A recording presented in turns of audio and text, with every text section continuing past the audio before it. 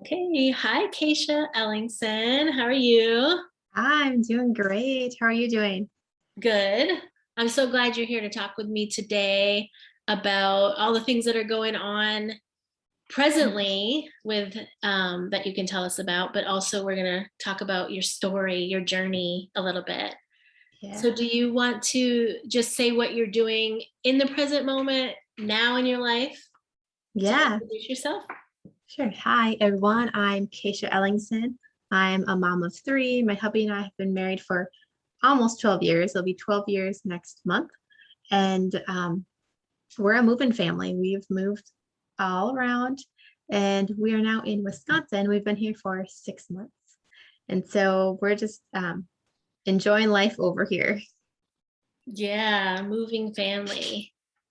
So, um, I know a little bit about your story and how it started with your husband back, you know, years ago, 12 years ago. So you could tell us a little bit about your journey into motherhood. Okay, so my journey into motherhood was very abrupt, very fast.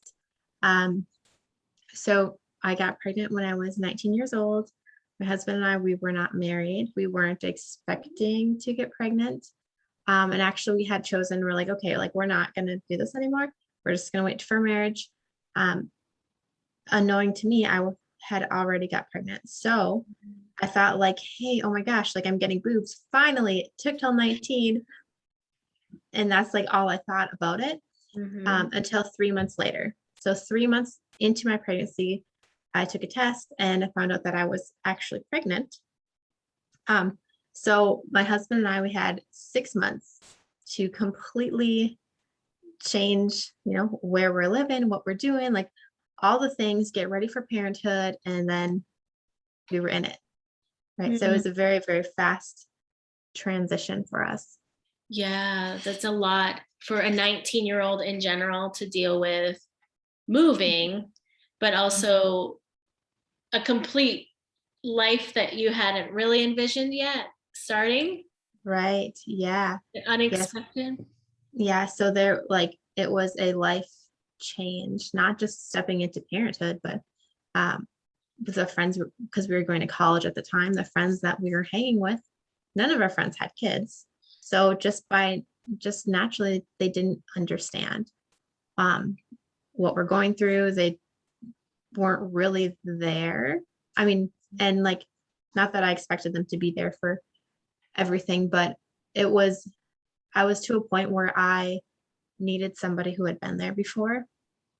And I was living in a college town and I knew no one.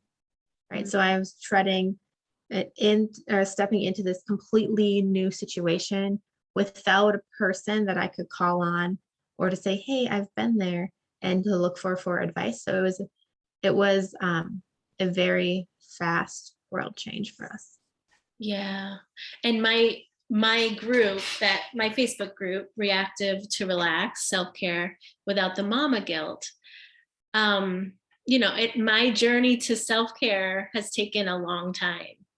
At 19, self-care probably wasn't even on your radar, Right. right? So Yeah. how were you taking care of yourself? You're pregnant at 19 without friend support.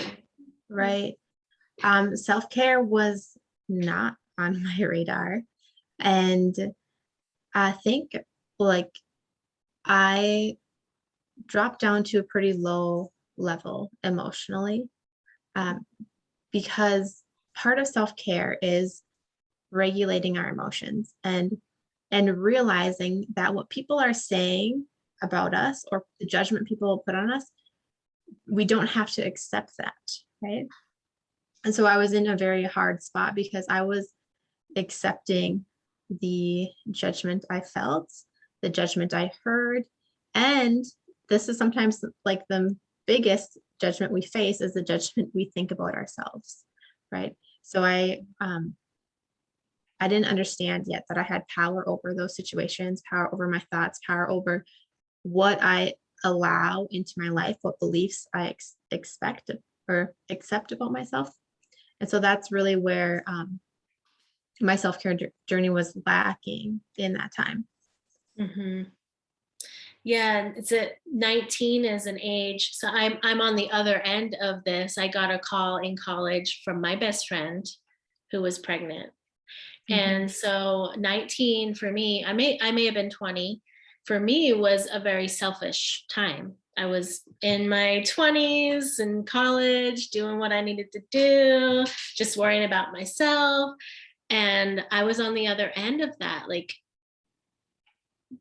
yeah, the support, like you said, I didn't know what my friend needed, right? I had no clue what she needed. Mm-hmm. I was excited there was a baby coming, but I I didn't I didn't know what she would need, right? And Right. so And I yeah. think that's really common, um, is that we don't know what other people need unless we've been in that situation before, Mhm. right?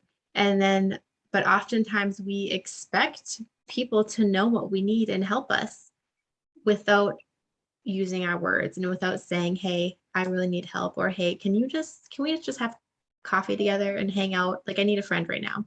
Without putting those words out there and those intentions out there, so it's hard to connect and get those needs met because other people usually aren't experiencing the same thing. Yeah. So yeah, what I hear is now it seems like you've found a voice to kind of Mhm. ask for what you need, ask for support. Right. What other things have you learned about self-care that you have really adopted into your life? Yeah. So I feel like the biggest change in my self care since when I was 19 to now is the mental game. All up here, like choosing what I accept and what I do not accept, and being watchful of who I'm listening to and the words that they're speaking over my life. Because if they're speaking negative over my life and limiting beliefs, I don't need to accept that. Now, I'm not saying be mean or anything, but make sure that the core people that you're around are speaking life into you and holding high expectations for you, and um, really being there for you, right? Because we do have control over that. We have control over what we accept for our lives. Hmm. Yeah. And there's just so much when I talk with you, Kaycia, that I want to say. Um, and this piece about people not knowing what you've been through. So I've lost both my parents within 6 months of each other to cancer. I was 36. I had two little kids. Like, not many people have walked in those shoes. Like, I'm sure there Right. are if I go out and find them in the world. But yeah, part of what is coming up for me is your acceptance of, well, other people don't have to understand me if Yeah. I'm solid in my knowing Mm-hmm. and Yeah. my message to myself. Right. And that's was a struggle for me for a long time Mhm. because I feel like naturally, as humans, we want people to understand, right? Like, well, just let me explain it to you. Like, let me tell you like why this is like how it is or something.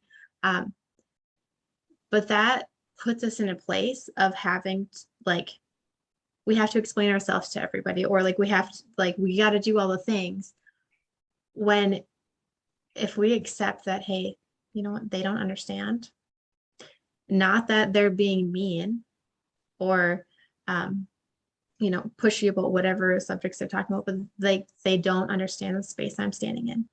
And that's okay.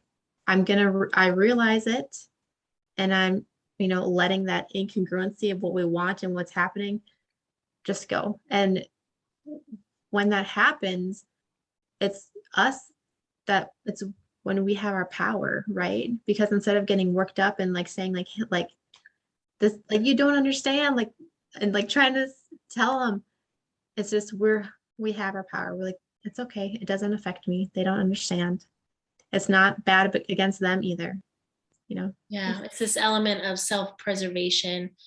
You don't have to prove your point. You don't have to justify your feelings. And if the, like you said, if there's people that aren't incongruent with that, find the people that are, right, that are going to keep your mindset in the right place, speak life over you.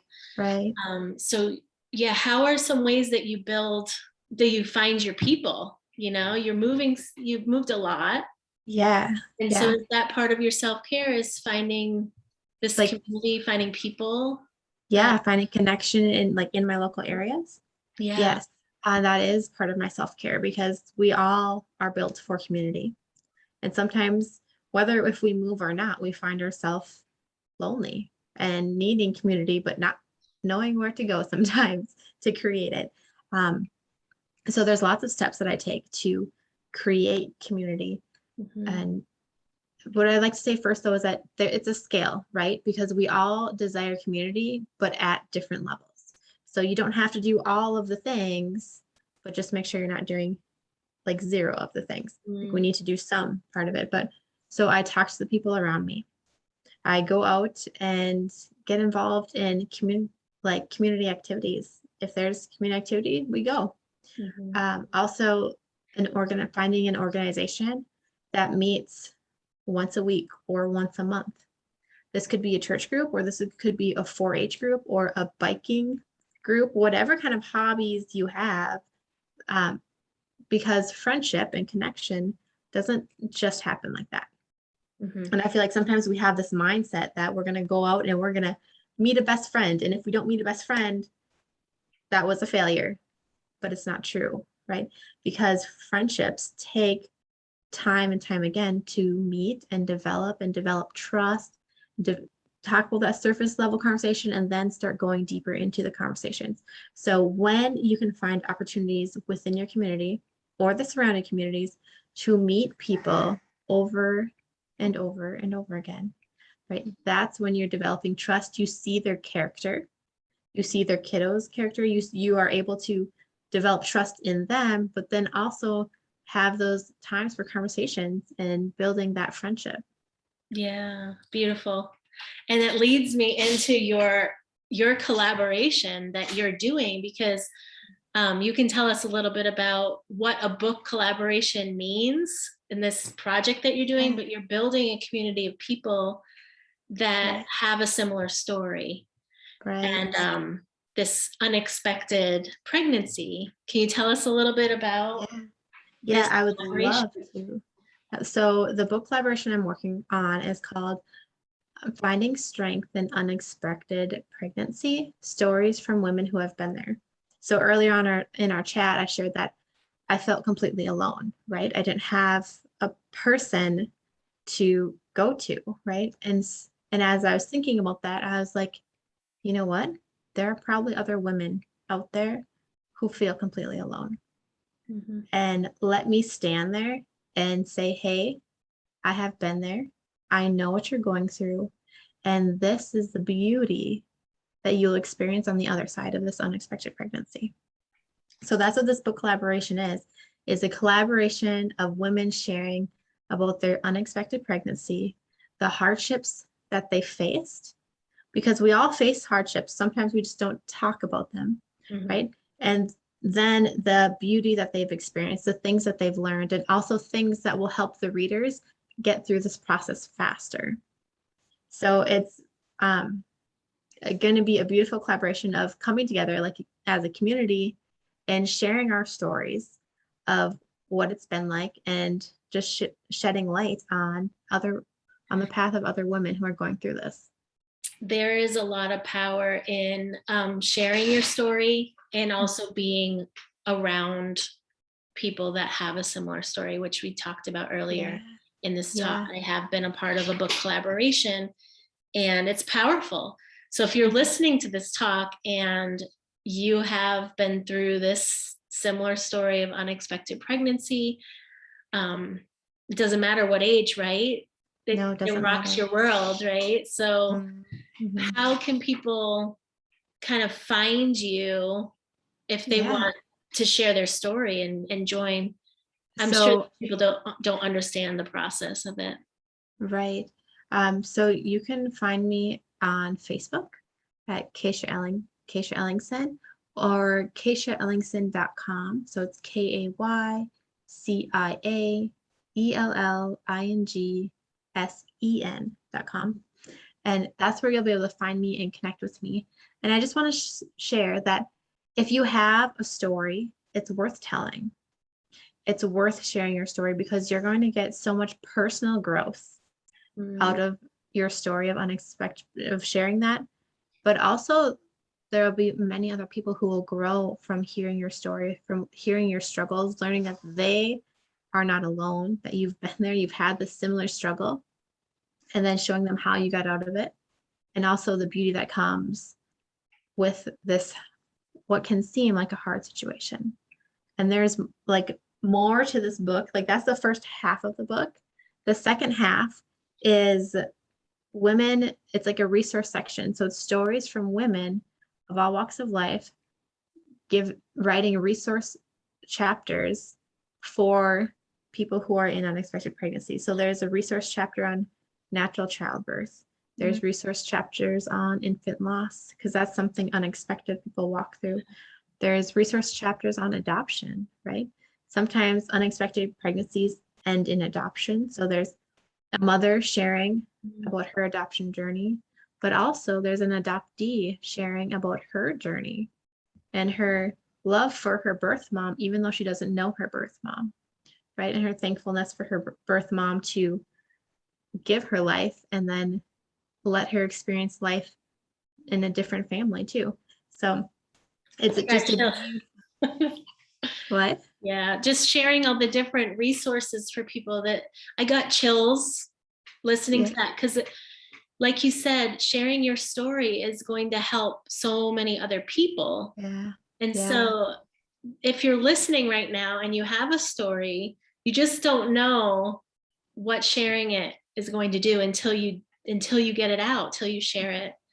And so to end, I just want you to give one final piece of advice for people that may be going through something really unexpected right now. Or what do you say to somebody that So yeah, if you are walking through a hard season, and a season of that was totally unexpected, my advice for you is to know that, first of all, that you are not alone, and also that it does not define you. Okay. The judgment that you face, the hurt in your heart of where you want your life in the situation and how it doesn't align, that does not define you. And do not let it define you, right? Your worth never goes down. You are worthy of all the love that you have in your heart. You're worthy of being loved. So don't take a situation and align it with your worth, would be my advice. Thank you, Kaycia. Yeah.